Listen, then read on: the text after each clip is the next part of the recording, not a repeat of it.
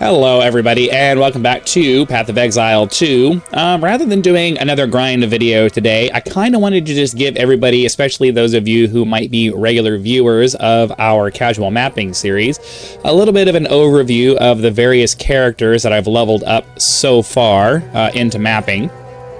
Because, you know, I kind of rotate through some of them, and now I'm really focusing on our Titan because he's just the most consistent and able to get the most done, and he kind of blows through maps a lot faster than the other characters that I have. So that's really what we're going to be focusing on going forward. But I did want, because I spent so much time on all of these other characters, I did want to kind of give you guys a brief overview of the characters I have, what builds I'm using for them, and why they are, why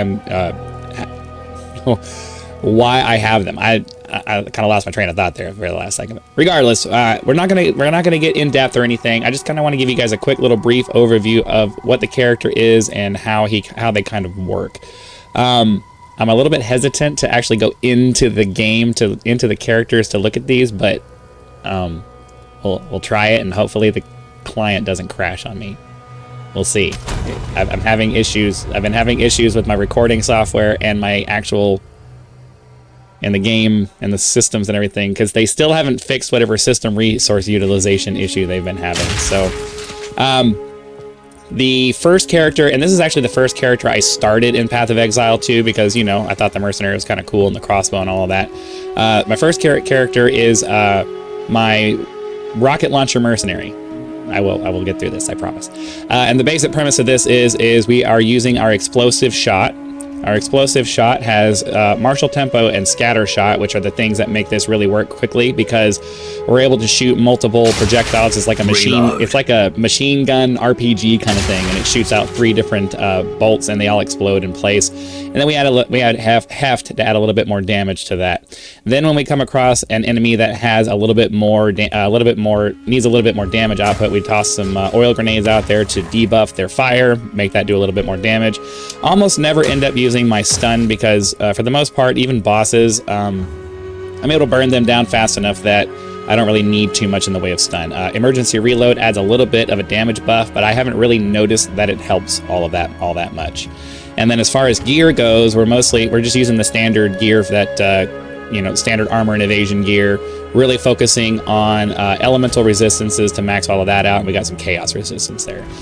So as far as the passive tree goes, nothing really super special. We're really focusing on, we have some bleed, we have some chance to inflict bleeding to help burn down some damage because, you know, it helps to add a little bit more to the DPS. We got some two-handed weapon damage. We have crossbow speed and all of that over here, some projectile speed to make the actual effect work a little bit quicker, a little bit of movement speed so that as we're killing things, we're able to just kind of run past them because for the most part, I'm able to just kind of like shoot things as I'm running past and then just run through the map and kill things as I go. So having a little bit more movement speed helps out with that. We got a little bit more increased chance for bleeding just to output some more DPS as we go. Piercing and ailments and all that kind of stuff, just some support things to make our effects hit more things and deal more damage to more things. Increase attack speed so that we're able to put out more rounds as we go. Obviously some crossbow damage modifiers here, some attribute modifiers here just to get a little bit more in the way of having a little bit more of a threshold for some of the support abilities that we have, because we're currently running Herald of Ash and Wind Dancer, both of which require high levels of both stats there. So these abilities down here allow us to do that. Herald of Ash is helping us with bigger, closer to screen-wide explosions, because as we overkill things, it causes other things to explode, which cause other things to explode, and that kind of helps with that. Sorry, wrong buttons. We got a bunch of armor and area of effect increases over here, and some fire-related damage and resistances over here, and then finally a little bit of life leech and increased physical damage. So that's pretty much it for the, and right now we're currently working on being able to increase our damage against rare stuff over here. So that's pretty much it for the rocket launcher Mercenary.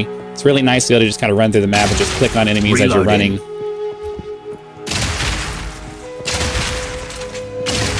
And just go. All right, and for the most part, it takes maybe 2 shots per group of monsters to kill them all. It's not quite as fast as I would like it to be, but, you know, beggars can't be choosers. We'll talk about this one last because this is the last one that I worked on. This guy right here is our main guy right now.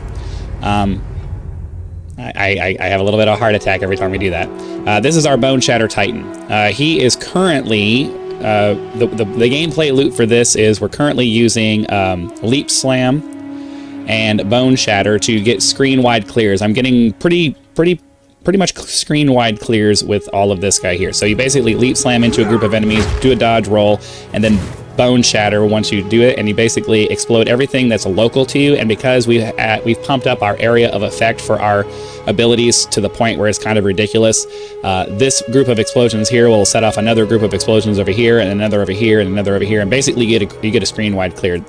Recent videos, you'll see examples of that because I've been really focusing on this, so you'll get a better visual if you watch one of the other videos, but that's basically the idea behind it. So we have the Mace Strike with a bunch of things that allow us to just focus on doing some single target damage if we're fighting a boss and we need to maybe build up some stun, because the Leap Slam doesn't really do too much against single targets, especially rares and bosses and things like that. So what we'll do is I'll either do Mace Strike, but more often I just do Perfect Strike. I just Perfect Strike the bosses down, but you start off with the Hammer of the Gods. So you'll start a fight, you'll pop the Hammer of the Gods. It'll be a big area of effect thing here. It takes several seconds for it to pop down, but it does massive damage. You can see that the damage for it's almost 100k. So that's a massive start to a boss fight or a rare fight.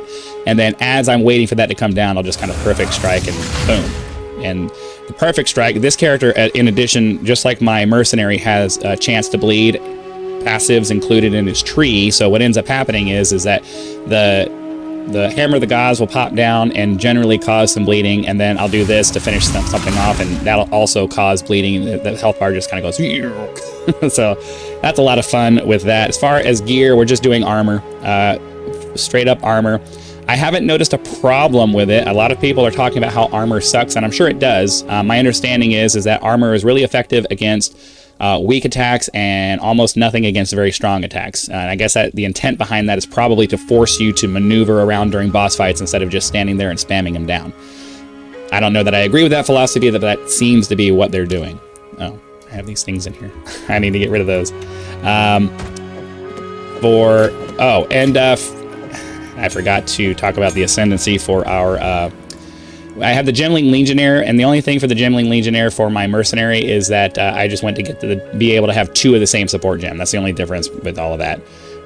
So, sorry, I'll try to remember to talk about the ascendancy. For this guy, I mostly just wanted to get this hulking form. I don't really care about the extra 20 inventory slots, but that's what we're doing the Titan here, so I just wanted the extra small passives. If I ever get to the point where I'm actually going to be able to get the second and the third and fourth trials done, because I'm not going to do it right now.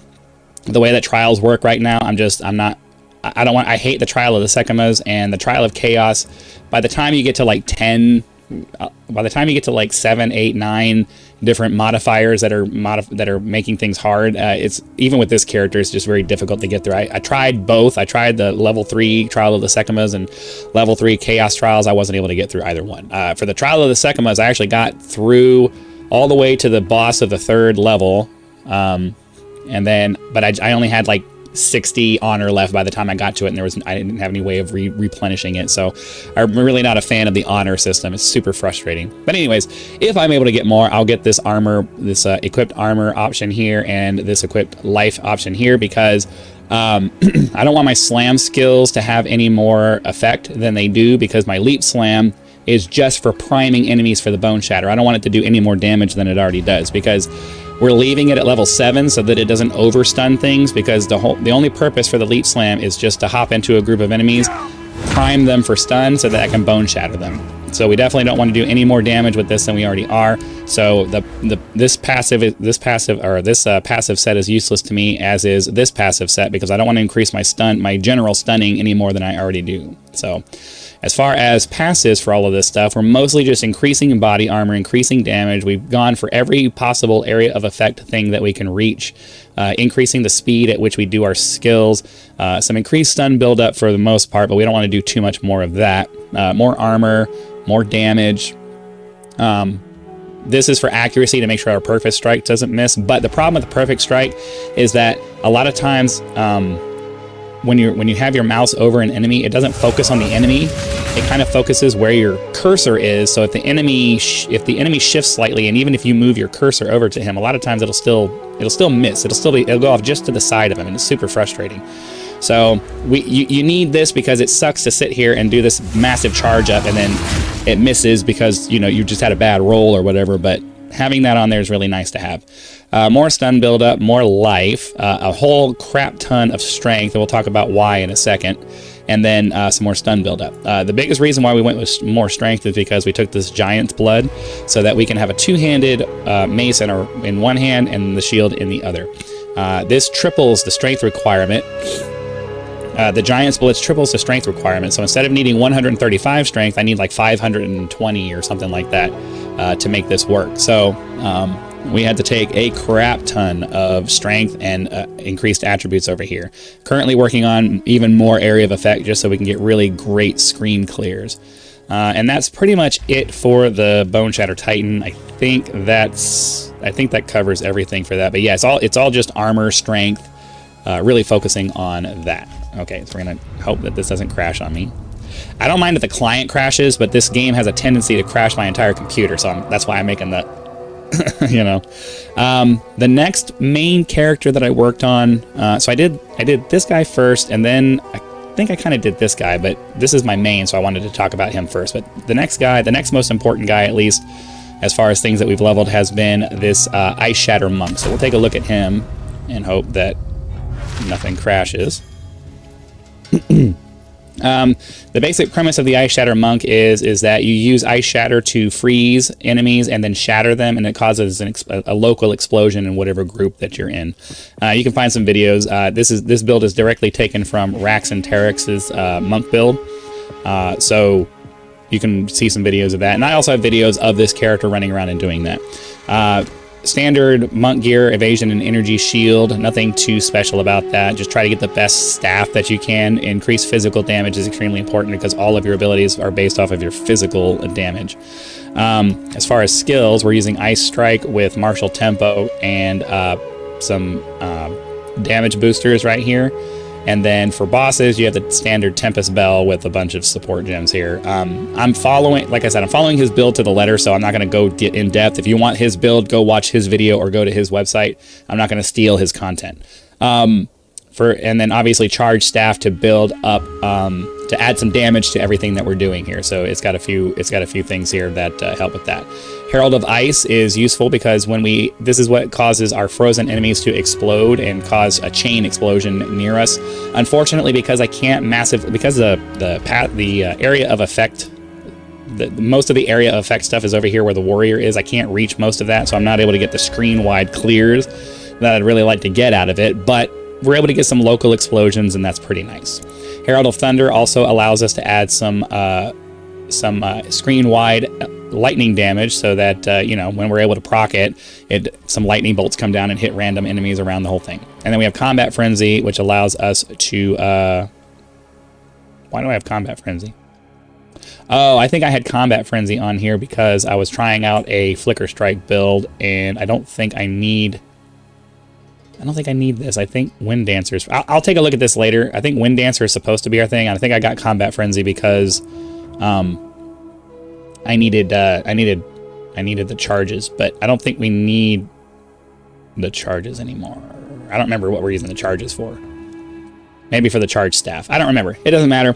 But anyways, the main ones are Herald of Ice and Herald of Thunder. You're really just trying to maximize your overall damage by trying to do that. And then for our Ascendancy, we went with the Invoker, and we have I Am the Blizzard, I Am the Thunder.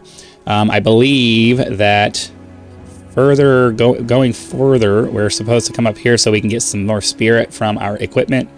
And then I don't remember what I think it might be that one. I don't remember what the next two are going to be. But again, I only do two because I'm only willing to go through the first two tiers of each of the trials that exist right now. When the new trial comes out, I'll try that, and hopefully I'll be able to get all of my characters to their third set of Ascendancy points. But for now, I'm just going with two because it's just spending 30 to 45 minutes of my time only to have it wasted because, you fail at the last minute. I can't stand that process. It's a massive waste of my time. There's a lot of things in this game where they just do not respect your time at all, and it angers me quite a bit. But anyways, for this character, we are really focusing on elemental damage, just trying to get in elemental damage and maxing out our chance to crit on things. So that's the kind of stuff that we're going for in our skill tree, and increasing the effectiveness of our heralds and our ice strike and all that stuff. So just, you know, more damage from lightning, from our Herald of Thunder, more damage gives us a chance to blind enemies, more freezing buildup. More damage. You're basically just focusing on all of the damage stuff, the crit stuff, and anything that helps you increase your auras your auras. And then this allows us to generate power charges off of our freezing, so that we can proc our keep our charge staff filled up as much as we can. I think that's the only thing we're using charges for in that. And then some energy shields, some quarterstaff stuff, and then more damage from our heralds, and some increased critical chance down here. Still, this character is still relatively low, I think. Not really. He's only 77. He's up at 77. But yeah, that's mostly it for this guy. He leaps into a group, freezes them with his ice strike ability, and the charge staff kind of and then they explode. The whole group explodes. You move on to the next one. Rinse and repeat. The issue I have with this character and why I don't play him very much is that the leaping around part of the ice strike is very inconsistent. So I really want him to be nimble and kind of almost like a flicker strike, but not quite. I want him to leap into a group. I want to be able to click over here, click over here, click over here, and have him go jabam, jabam, jabam, and it doesn't do that. Sometimes it does, which means that it's not something that they are preventing you from doing. It's just the way that the mechanic works. It's not consistent. So because I can't get any consistency out of it, I end up getting stuck in a group of monsters. And then sometimes if I'm unlucky and a bunch of stuff hits me all at once, even with 3,400 hit points worth of effective health here, I end up dying. So it's super frustrating. I don't know what to do about it. I think it's an update that they need to do to the ice strike ability, because it's supposed to leap you towards where you're going. I think it's suffering from the same problem as the leap slam is, where it's not paying enough attention to how far the target is. And if you're within range of the charge staff, it's not prioritizing your ice strike, and you'll just stand there and swoosh with your ranged attack rather than jumping in and starting to freeze them. So there's too many inconsistencies with the way that this ability and the charge staff kind of play with each other, and it causes a lot of confusion. And that confusion, when you're in the middle of a tense battle situation, can sometimes get you killed. So I want this character to be really great, but the abilities need a little bit of tweaking for that to be the case. All right, hopefully we can get out of this and look at our minion build here. This is my minion build. This is also a Raxx and Terex build. I really like both of his builds that he's done for these two characters, because they're solid, they're sturdy, they do a lot of damage, and survivability, especially for this character here, is pretty decent. We don't have nearly as many effective hit points for this one, because obviously I wasn't able to get as much life put onto this character because I had to focus on some other things. But we're running around with a crap ton of minions here, so we'll talk about that right now. As far as gear, in a second. Sorry, we'll talk about that in a second. As far as gear, you're focusing on all energy shield. We got this particular unique here, mostly because we just needed the spirit out of it to be able to get more of the skeletal arsonist, which is our main guy. Max energy speed, but everything else is just energy shield, resistances, all the standard stuff you would normally do. And then for our actual skills that we're using, well, we'll talk about the ascendancy first. We ended up you go with the Infernalist for this, and that's mostly so that you can get this loyal Hellhound that gives you another minion that runs around and helps absorb damage and do some damage.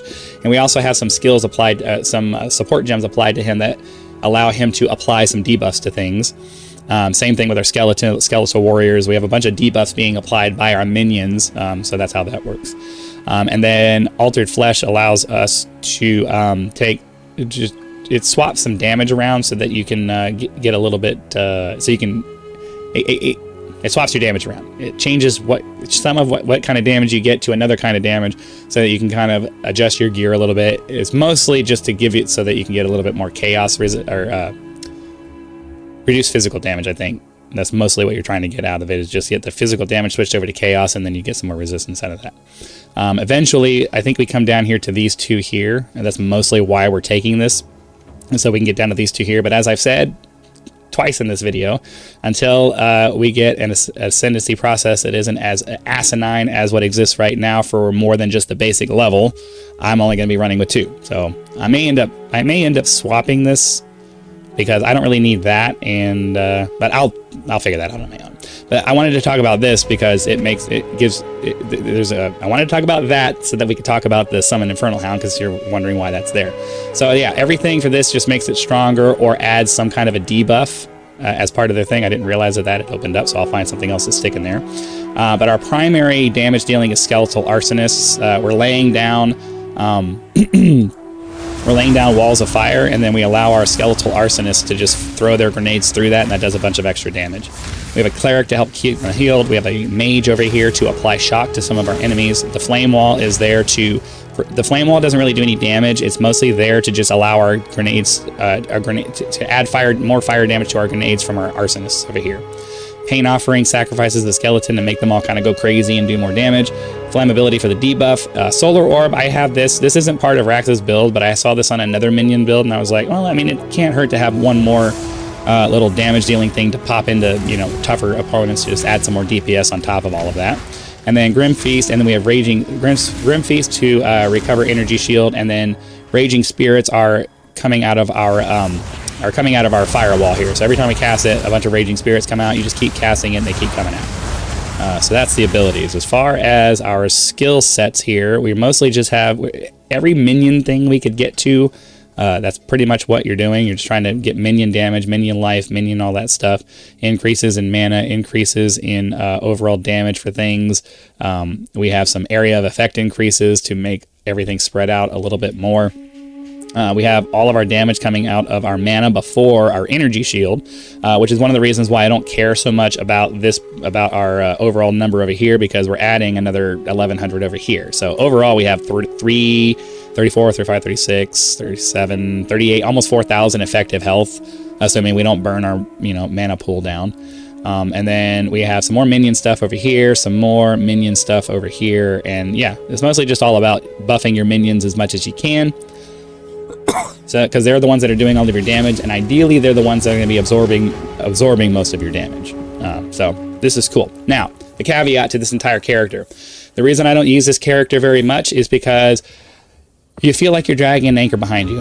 I like to be able to just kind of breeze through maps as fast as I possibly can, which is one of the reasons I like my Boneshatter Warrior. And to be perfectly honest with you, until they come up with until they bring Convocation back into the game, where if they get behind, you can press a button and it just kind of instantly summons them to you. It's in Path of Exile 1. It's a thing that was in Path of Exile 1, and they really need to bring it back to Path of Exile 2. Because it's super frustrating to want to be able to run past a group of enemies and maybe go after something else, and your minions are stuck back here fighting things. And you can press the button to force them to run, but if they're already stuck kind of way behind you, waiting on them to catch up just really sucks. So like I said, you feel like you're just dragging along this massive weight, massive anchor behind you. And if they would just if they would bring back Convocate and allow it so that the monsters can go from wherever they are and just kind of respawn back on you like in the first game, that would make this playstyle way more fluid, way better, way more enjoyable to play. And for now, I've just been kind of avoiding this build, mostly because I don't want to deal with it. I don't want to deal with all the minions here. The minions can be a lot of fun if they remove this feeling like you're dragging them behind you. But until they do that, I'm really struggling with that character. And then lastly, I have this new character here that I just finished the campaign with. I'm going to be starting maps with her, maybe. I don't know. We're really going to be focusing on our warrior. But this is the Fireball Chronomancer from the Max Roll website. I've modified it a little bit. I've kind of combined a couple of different builds that I've seen for it and added my own changes because I want the character to work a certain way. But the basic idea is you're popping down some frost walls, and then you have fireballs that go all over the screen. So you're just... And every once in a while you'll get a crazy, massive number that just kind of flings all over the place. So every once in a while you'll get that, where it just kind of flings all over the screen. And the idea is you're propping down the frost wall to do a bunch of damage and trap the enemy where they are, and then you're exploding the frost like that. That's the random thing there. You're exploding the frost wall to cause a bunch of freezing explosive damage to anything that's nearby, and also your fire is doing some damage as well. So you run around and you just kind of freeze enemies in place, blow them up, and move on. The only thing about this is it feels a little bit slow because you're having to slow down to cast your Frost Wall, and you're having to slow down to cast your Fireball, which kind of sucks. I'm mitigating that somewhat with casting the Fireball, and then rolling to kind of make up some of that difference. It feels a little bit more fluid that way, but that's the basic idea of the character. For the Ascendancy, you're doing Chronomancer because we want the damage recoup. We're trying to make the character as survivable as possible. The casting, especially since we don't have any minions, the casting characters are super squishy. So having anything that you can that's going to make you be able to survive a little bit more consistently is really nice. We ended up doing the convert energy shield to mana, and I will go through and update all of my gear to max out my energy shield so that this number can be high. Because we also have we're also taking nodes that we're probably not going to take the Mind Over Matter because it really reduces your mana recovery rate. But there are a bunch of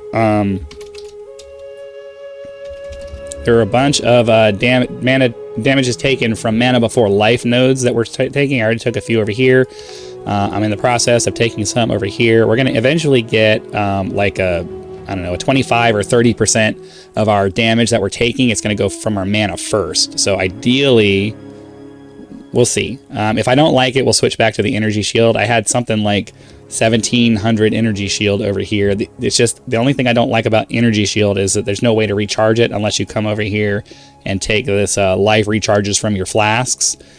But then because they removed the covering your thing over here, I can't notice the little bar out of my peripheral vision, and a lot of times I'll just completely run out before I realize it, and then it starts taking from my life, and I'm like, oh crap. So I really would like to have the ability to have my energy shield cover my bar like it did in the first game. That would be really nice. But until they do that, that's not an option. As far as our skills, like I said, we have the Frost Wall that we drop down that freezes things in place and just does a bunch of damage as it's coming down. The Fireball is mostly for just exploding the Frost Wall. What are we doing? Frost Bomb is for single target damage if you can get them to sit in place, and Hypothermia debuffs their cold resistance to do even more damage from the frost things that you're doing. We have a cast on freeze that does Comet once the thing builds up, once the freezing builds up to a certain point. So sometimes you'll cast your Frost Wall, and the cast on freeze thing will build up, and then a Comet will just come down and decimate everything all by itself. And then I have Grim Feast to help with the energy. Oh, that doesn't help me anymore. So we're gonna do that. Changed it right there. Arctic Armor just to kind of help out with, and if something does make it through, they get frozen when they hit you. And I think that's it as far as the abilities go. Mostly for everything else, we're just focusing on cold damages. Cold damage, resistances. Cold damage, diverting damage from our life to something else, recouping our life wherever we can, cast speed, elemental damage. This little tree over here, it gives us a higher chance of firing out 2 additional projectiles, which just increases the number of fireballs that end up coming out. We have a bunch of damage and resistance stuff over here. And I think right now I'm working my way over to this node over here. Well, after we grab these 2 nodes over here, I'm working my way over to this node over here. So we're just going to kind of go this way through this part of the tree, come down over here, and we're going to try to get to this extra 10% of damage taken from mana. So that way, a significant portion of the damage that we get is going to come out of this massive health pool over here. I may end up going ahead and just grabbing this because 25 to 30% sounds nice, but if you get a massive hit that comes in, I don't have a lot of life sitting over here. So if I can find some gear that gives me a pretty decent boost to my life in addition to energy shield, that might make sense. Otherwise, I'll probably come over here, grab this guy right here, and make it so that we just buff our mana pool as much as we can, and then that's it. So, but that does it for all of our characters here. I don't think I'm going to do a ranger. I don't really have much interest in that class.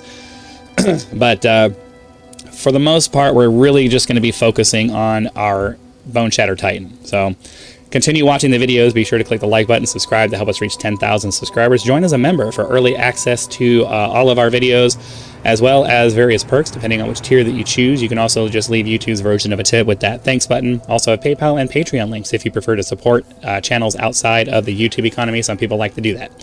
So again, thanks for watching. Be sure to come back for future videos, and I'll see you then.